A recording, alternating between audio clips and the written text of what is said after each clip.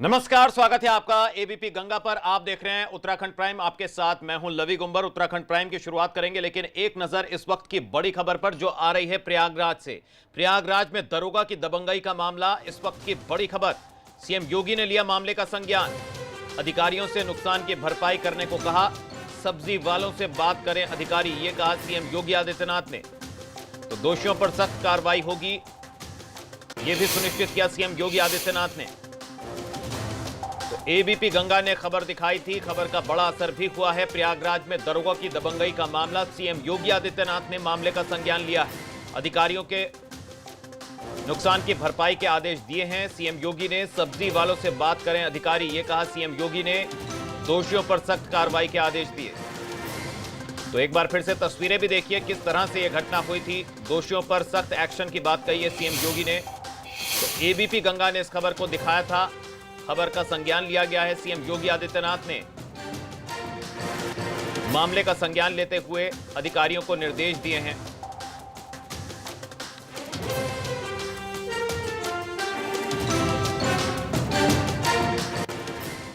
और आइए खबरों के सफर में आगे बढ़ें, उससे पहले एक नजर उत्तराखंड के कोरोना अपडेट पर डालते हैं। उत्तराखंड में बढ़ता जा रहा है कोरोना संक्रमण। आज कोरोना के 46 और नए मामले मिले, तो कुल संक्रमितों की संख्या प्रदेश में बढ़कर 1199 पहुंच गई है। तो प्रदेश में कोरोना से अब तक 11 लोगों की मौत हो चुकी है।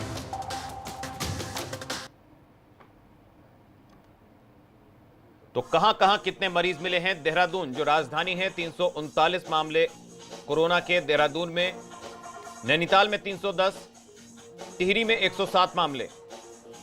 तो कहां-कहां कोरोना के कितने मरीज हैं ये हम आपको बता रहे हैं। हरिद्वार में 87, उधम सिंह नगर में 84 मामले, पौड़ी में 43, चंपावत में 38, पिथौरागढ़ में 28 केस, तो चमोली में 27, बागेश्वर में 23 कोरोना के केस, रुद्रप्रयाग उत्तरकाशी में 22 कोरोना के मामले, टिहरी गढ़वाल में 107 केस।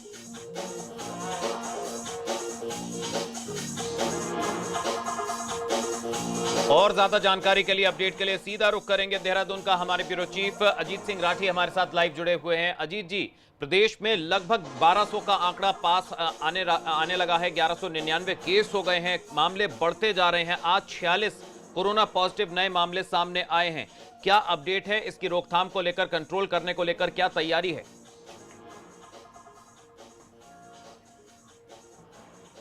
रवि, देखिए, ये मामले सभी आपके सामने हैं और रोकथाम के जितने इंतजाम हेल्थ डिपार्टमेंट कर सकता था, सरकार कर सकती है, वो कर रही है। और आपने एक चीज़ और देखी होगी कि एक महीना पहले हम ये इस तरह की खबरें भी चलाते थे कि पिछले 2 दिन से उत्तराखंड में कोई मरीज नहीं मिला, पिछले 4 दिन से उत्तराखंड में कोई मरीज नहीं मिला। लेकिन पिछले 20 दिन से तो ऐसा सिलसिला शुरू हो गया, वो ख़त्म होने का नाम नहीं ले रहा है और हर रोज़ बड़ी संख्या में मरीज आ रहे हैं। क्वारंटाइन सेंटर की बदहाली एबीपी गंगा ने बहुत प्रमुखता से दिखाई। 6,500 से भी ज़्यादा सैंपल अभी भी जिनकी रिपोर्ट आनी है वो पेंडिंग पड़े हैं। और जो हेल्थ का जो सिस्टम है वो यहाँ किसी से छुपा नहीं है। तमाम ऐसी चीज़ें हैं जो बहुत जटिलताएं पैदा कर रही है। और मुख्यमंत्री के तमाम मॉनिटरिंग करने के बाद भी, तमाम एहतियात बरतने के बाद भी कोरोना के मरीजों की संख्या जिस तेज़ी के साथ बढ़ रही है, वही छोटे राज्य के लिए बहुत ही भयावह स्थिति होती जा रही है। आप ये देखेंगे कि कोई भी एक भी नया हेल्थ बुलेटिन आएगा तो ये 1200 का आंकड़ा ऑटोमेटिकली पार हो जाना। अभी 1199 हो चुके हैं और 1200 पार, तो आप समझिए कि ये थोड़ी सी इंतजार कीजिए कि अगला बुलेटिन आए, 1200 पार हो जाएगा। तो इसमें अभी सरकार ने भी बीच में कई स्टेप इस तरह के लिए, जैसे मैं एक देहरादून का एग्जाम्पल आपको बताता हूँ कि यहाँ 10 बजे से 4 बजे तक बाजार खुलता था, लेकिन अब सरकार ने सुबह 7 से शाम के 7 बजे तक कर दिया है। इतनी भीड़ शहरों में घूम रही है, इतना मंडी अब सरकार ने बंद की है जब वहाँ 1 दर्जन से ज़्यादा कोरोना मरीज निकल आए। मंडी पर विशेष फोकस होना चाहिए, तो वहाँ निगरानी नहीं हो पाई। हेल्थ डिपार्टमेंट जो कर रहा है वो सभी के सामने है। कितनी हमारे पास मेडिकल फैसिलिटीज़ हैं वो सब लोग जानते हैं। क्वारंटाइन सेंटरों की स्थिति सब देख चुके हैं। तो अब इंतजाम का अंदाजा आप खुद ही लगा सकते हैं और हमारे दर्शक खुद लगा सकते हैं कि कितने बेहतरीन इंतजाम सरकार की तरफ से हुए हैं। जी अजीत जी, आप बने रहिए हमारे साथ, आगे भी हम आपसे चर्चा को जारी रखेंगे। फिलहाल बढ़ा दें कि लगातार कोरोना के मामले बढ़ते जा रहे हैं। उधर अल्मोड़ा में मेडिकल रिपोर्ट छिपाने पर मुकदमा दर्ज। इस वक्त की एक और बड़ी खबर, दिल्ली से मेडिकल रिपोर्ट पॉजिटिव आई थी। युवक पर महामारी एक्ट के तहत मुकदमा दर्ज हुआ है। लोगों की जान खतरे में डालने का आरोप। धनौली तहसील के दन्या के गरुणा गांव का मामला।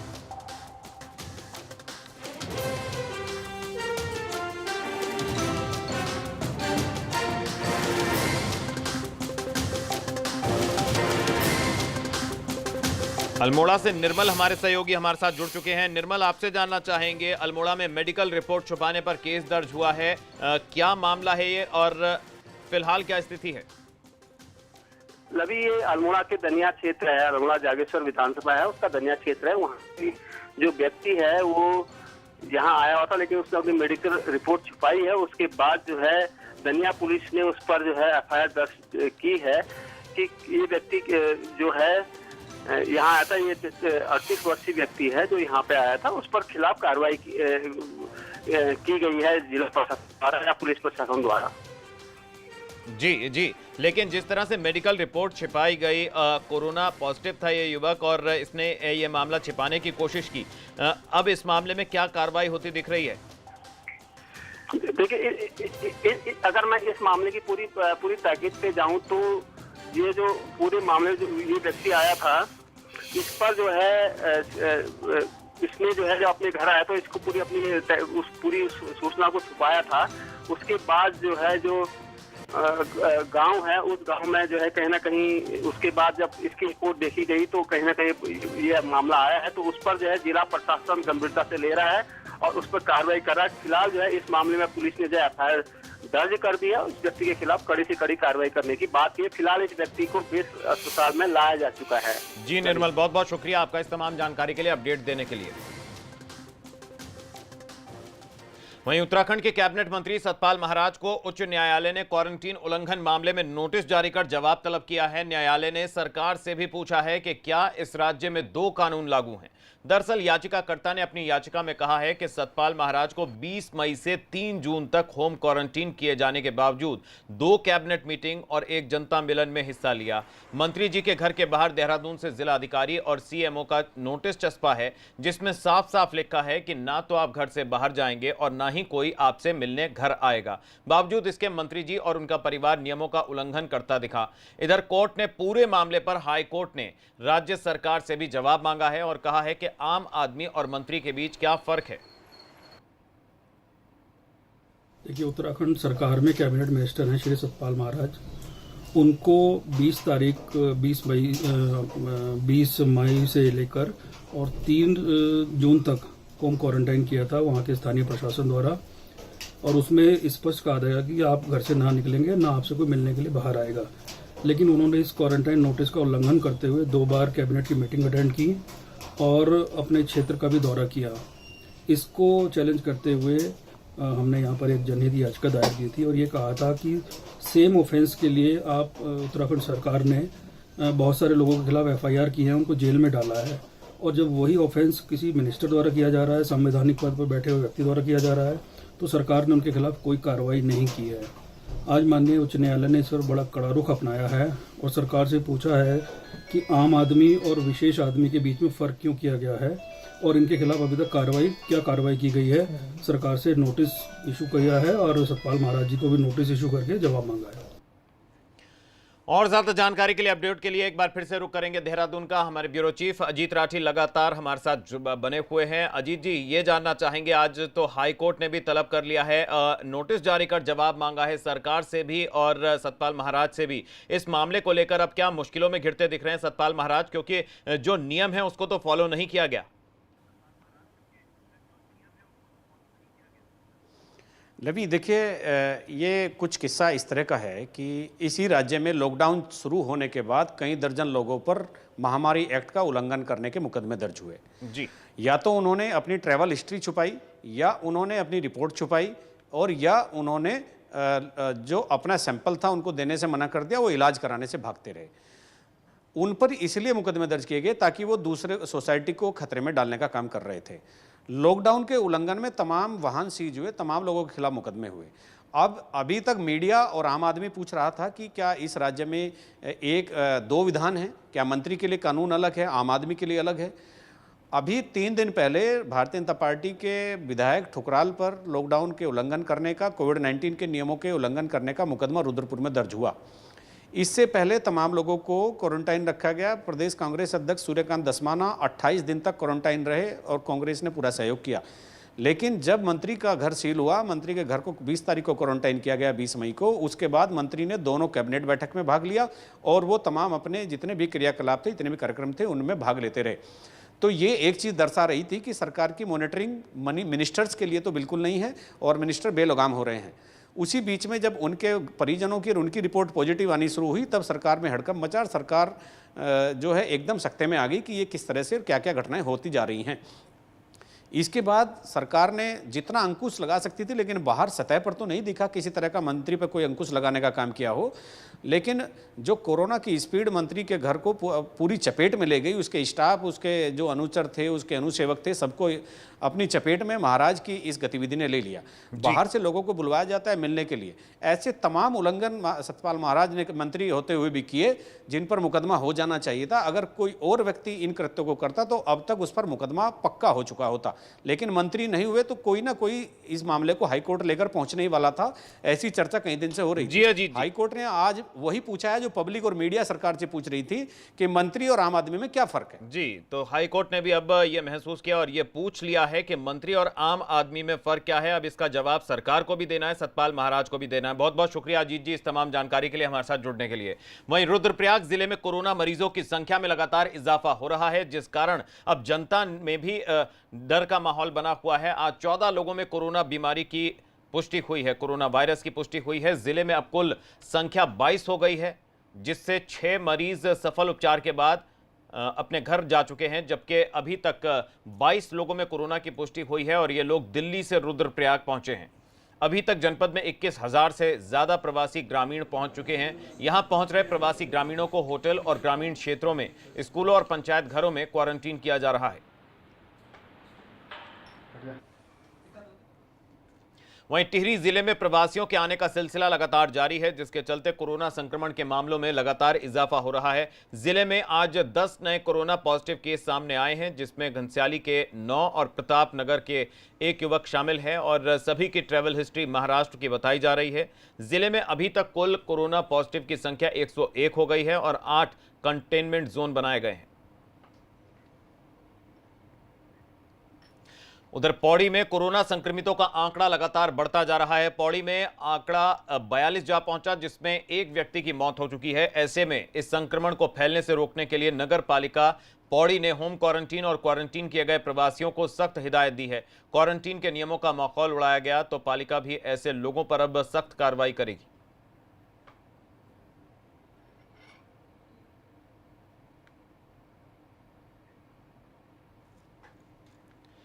कोटद्वार के राजकीय महाविद्यालय में बने क्वारंटीन सेंटर से एक युवक फरार हो गया, जिसकी सूचना पर प्रशासन में हड़कंप मच गया और तुरंत उप जिलाधिकारी क्वारंटीन सेंटर पहुंच गए।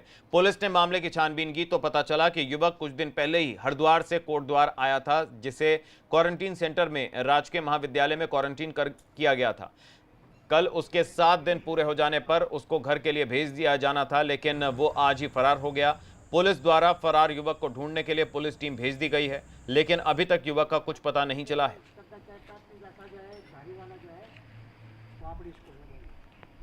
ये साहब सुबह जो कपड़े पहन के आया, मैंने उसको सारा खाना पीना। रुद्रप्रयाग जिले में क्वारंटीन केंद्रों की हालत बदतर बनी हुई है, जिस कारण प्रवासी ग्रामीणों को भारी दिक्कतों का सामना करना पड़ रहा है।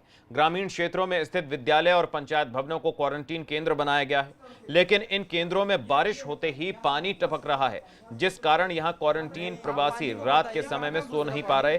कोरोना महामारी के चलते इन दिनों हजारों की संख्या में देश और विदेश से प्रवासी ग्रामीण रुद्रप्रयाग पहुंच रहे हैं। यहां पहुंच रहे ग्रामीणों को गांव के पंचायत भवनों और विद्यालयों में क्वारंटीन किया जा रहा है, लेकिन क्वारंटीन केंद्रों की दुर्दशा बनी हुई है। स्थिति यह है कि बारिश होते ही इन केंद्रों से पानी टपक रहा है। कल रात भी जनपद में बारिश रात को भी नहाना पड़ेगा हुई थी और इस कारण कई क्वारंटीन केंद्रों की छत से पानी टपक रहा है।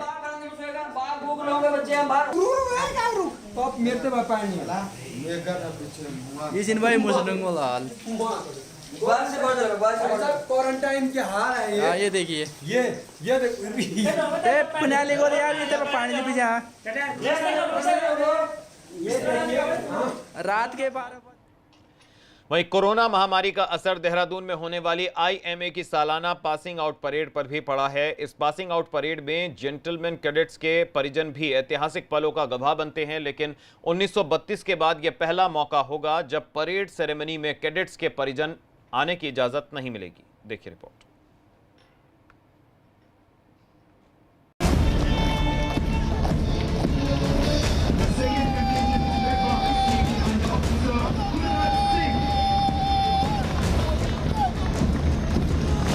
उन्नीस 1932 से लेकर अब तक ऐसा पहली बार हो रहा है कि इंडियन मिलिट्री एकेडमी में होने वाली पासिंग आउट परेड किन्हीं कारणों के चलते प्रभावित हुई हो, क्योंकि देश और प्रदेश में लगातार कोरोना संकट बना हुआ है, जिसको देखते हुए इंडियन मिलिट्री एकेडमी में होने वाली इस पासिंग आउट परेड में नियम और सोशल डिस्टेंसिंग का पालन करना जरूरी होगा।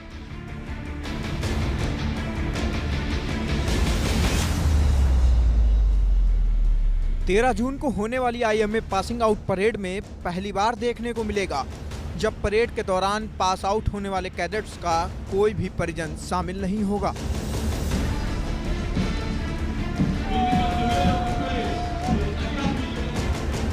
कोरोना महामारी को देखते हुए इंडियन मिलिट्री अकादमी ने फैसला लिया है कि पासिंग आउट परेड के दौरान किसी भी परिजन या रिश्तेदार को नहीं बुलाया जाएगा, लेकिन पासिंग आउट सेरेमनी में होने वाले सभी कार्यक्रम पूर्व निर्धारित समय से ही आयोजित होंगे। देखिए, परेड जो हम इस बार कर रहे हैं वो जो भी government of India, ministry of health और आर्मी हेडक्वार्टर के निर्देशन हैं कोविड से रिलेटेड, उसको मद्देनज़र रखते हुए हम करेंगे। ये आप कह सकते हैं कि पहली बार ऐसा हो रहा है कि जो पासिंग आउट परेड है, जो कि एक बहुत ही इम्पोर्टेंट इवेंट होता है एक जेंटलमैन कैडेट की लाइफ में, उसके लिए और उसके पेरेंट्स के लिए भी, बट कोविड-19 को लेके ये विटनेस नहीं कर पाएंगे। 1932 से लेकर अब तक ऐसा पहली बार हो रहा है कि इंडियन मिलिट्री एकेडमी में होने वाली पासिंग आउट परेड किन्हीं कारणों के चलते प्रभावित हुई हो, क्योंकि देश और प्रदेश में लगातार कोरोना संकट बना हुआ है, जिसको देखते हुए इंडियन मिलिट्री एकेडमी में होने वाली इस पासिंग आउट परेड में नियम और सोशल डिस्टेंसिंग का पालन करना जरूरी होगा। आपको बता दें, 1932 के बाद आईएमए में ये पहला मौका होगा जब बिना किसी परिजन के परेड पासिंग आउट सेरेमनी होगी। इस साल होने वाली परेड में 423 कैडेट्स भाग लेंगे, जिनमें 90 मित्र देशों के कैडेट्स भी शामिल हैं। इस बार 146 रेगुलर कोर्स और 129 technical graduate course pass out हो रहा है, जिसमें से total 423 gentleman cadets passing out parade में हिस्सा लेंगे और उसमें 90 gentleman cadets friendly foreign country से भी हैं।